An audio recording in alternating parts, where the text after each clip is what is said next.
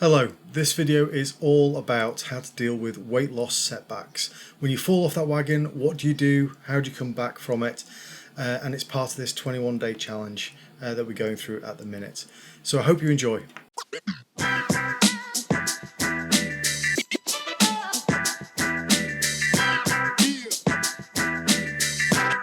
My name is Mark and I'm here to help you live a better, healthier life.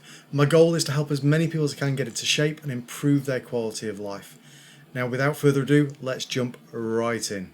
I think first I need to start with the fact that I think everybody at some point in their lives goes through a weight loss journey, whether you need to lose £2, £10 or £200. Everybody's gone through a weight loss journey from time to time. Now, the challenge you've got is that we've all, if we're honest, I know I have, we've all gone on a weight loss journey and fallen off the tracks. We've all done it. There are many reasons for doing it, and it is one of those things that it is going to happen. So in this video I wanted to talk about a few things that we should do when we fall off the tracks and how we were going to pick ourselves back up and get back on with our weight loss journey, whatever that is. So a few things. Okay, so we've acknowledged the fact that it's going to happen, right? So what do you do when it actually happens? Well, one of the first things to do is don't beat yourself up about it. Realise that it has happened and actually be honest, own up to it. Talk to your people who are on this journey with you and actually say, yeah, I've fallen off the wagon, I've done whatever, for whatever reasons. Don't hide away from it. And certainly do not give up on your goals.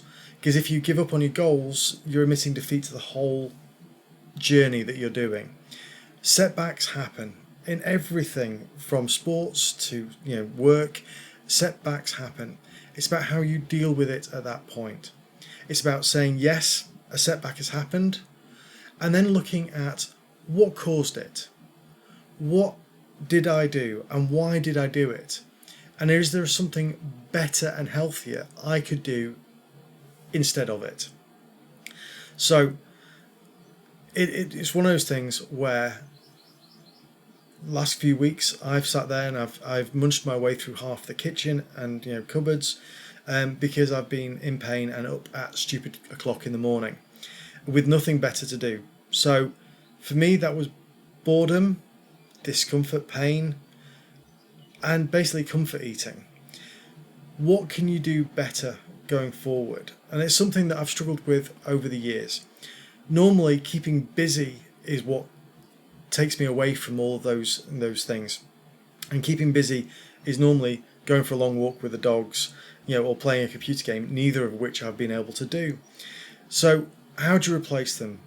Well, you can go with healthier snacks. Have rice cakes rather than a bag of Doritos. You could go with hummus and carrots rather than lashing into something bar of chocolate that's in the fridge. But there are lots of things you can do, but you need to be prepared beforehand so that A, there are alternatives, and B, you have them in the house to actually eat. So it's really important that we understand that this may well happen, and your trigger is maybe going to be very different from my trigger, and what you like to eat may be different as well. But if you've fallen off the wagon, it's happened, what can you do going forward? One of the worst things you can do, and I've been guilty of this as well over the years, is beat yourself up about falling off the wagon. It's frustrating, and I appreciate that. It's annoying and almost anger-inducing that you've set out to achieve something and you've failed at a hurdle, whether it's the first or the last. But one of the things you can't do is beat yourself up about it. You've got to stay positive with it. The fact that you're trying to go on this journey is the first and biggest step that you are going on this journey. Staying positive will help you stay on the journey. And there are lots of things there on YouTube and on the internet in general about staying positive and mindfulness and everything else. But it really is key, and I would recommend you have a look at some videos for that. Because if you can stay positive, even when you fall off the wagon, it is not the end of the world. It is a case of brush yourself off, plan how to do it better next time, and get back on with your journey. The fact is that you can do this, but it takes a mental attitude of that you knowing that you can do this and that you can remain positive and that it's not the end of the world when you fall off the wagon for a few days or a week. What you need to be doing, and what I've been trying to do myself, is stay positive with it. Even the times I've fallen off the wagons, I've tried to learn from it. I've tried to have healthier snacks in the house. I've tried to have coping mechanisms that will allow me to avoid those bad habits that got me to 470 pounds in the first place. And it is one of those things that when you can stay positive and actually decide that yes, there's been a bump in the road, but I am still going to do this, that is when you'll see those gains week, month, year long. Because if you have a blip for a week, it is only a week. Pick yourself back up, shake yourself off, and actually get back on with your journey. Because after all, it's your journey. You're only doing it for you. There's nobody else really involved in this. There are lots of people on the sidelines hopefully cheering you on, and if they're not cheering you on, get rid of them. But staying positive and staying moving forward, is what this journey is all about. And it will take you from massively morbidly obese to healthier. I'm not saying I'm thin and skinny, I'm certainly not. I'm certainly not. But what it does do is actually move you in the right direction to living that healthier lifestyle and not relying on crash diets and extreme diets and yo-yoing from weight to weight back again. It is one of those things that staying positive, having a plan and working that plan is all about how you actually move forward with your new, healthier lifestyle. So recognize that it will happen. Think about how it is actually takes place. What happens that triggers you into your eating, feeding cycles. Plan how you can avoid that. Going for a walk, alternative foods, healthier foods, having foods that keep you fuller for longer so that you're not just snacking. If boredom is something that is a trigger for you, what activities can you put in place to get round that so you can avoid it? Okay, those are all things you can do and plan in advance. The third one is just staying positive with it. That mental attitude is very important. You can do this. Hell, I've got one of the weakest wills when it comes to food in the world. I'm a food addict and I've done this. I know that you can too. What diet you're eating, what food you're eating, when you're eating it, that changes for you. But the fact is that you need to make the lifestyle choice for you and realize that there will be setbacks as you go along. And those setbacks are challenging, annoying, anger inducing, but it is all about how you deal with them and how you move forward and trying to get out of this crash diet yo-yo nonsense that I was in for several years and get on with a healthier lifestyle that you can happily maintain going forward. It is one of those things that is really important to both your weight loss and your life's journey and staying positive through it. And the last thing from me in terms of how to recover from a weight loss setback is to get back at it. The longer you put it off, the longer you eat the wrong foods and do the wrong things, the longer you don't acknowledge that there has been a problem and you need to deal with it, the harder it is going to be. It will go from a bump to a hill. If you leave it for a month, you'll have a lot more damage. Is damage the right word? Damage to repair than if you had actually got back on to the journey after a week. It is one of those things that understand that blips do happen, whether it's a meal or a weekend or a week. But the longer you leave it, the harder it will be to A, get back to where you were, both physically and mentally.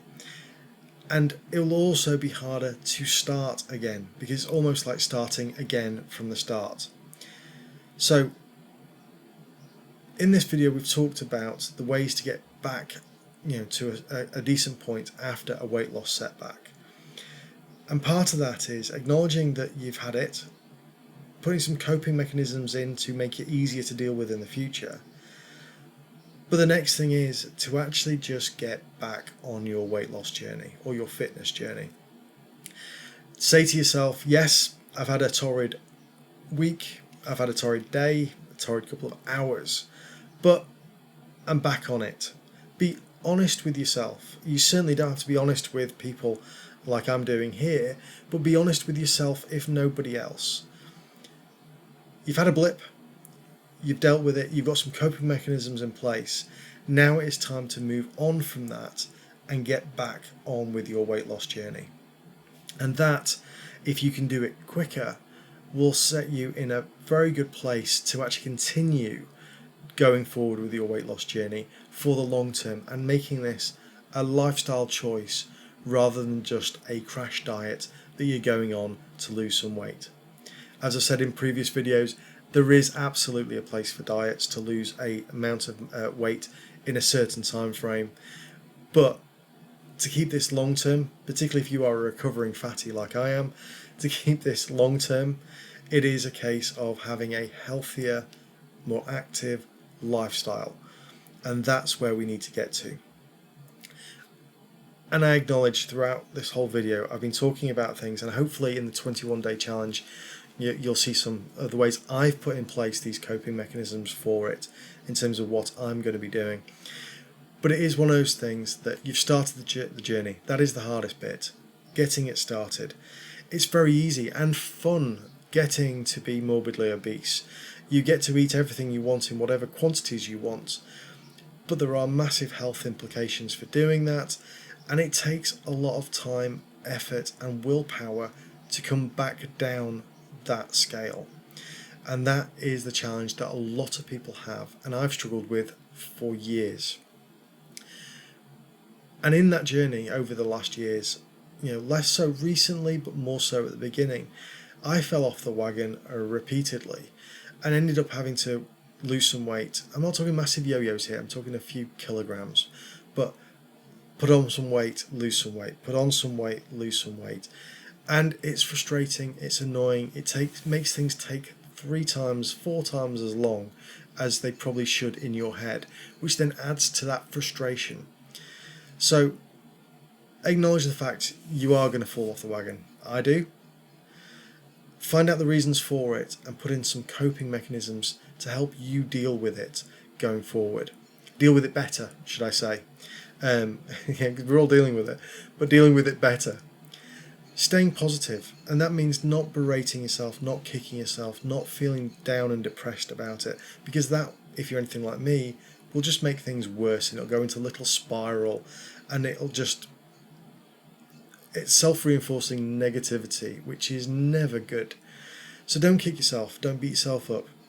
Realise what's happened and actually deal with it in a positive way by having that plan and working the plan. And remember that the quicker you can get back onto the wagon and carry on going, the quicker you will get back on with your journey and your lifestyle choice, because it is your choice to live this lifestyle.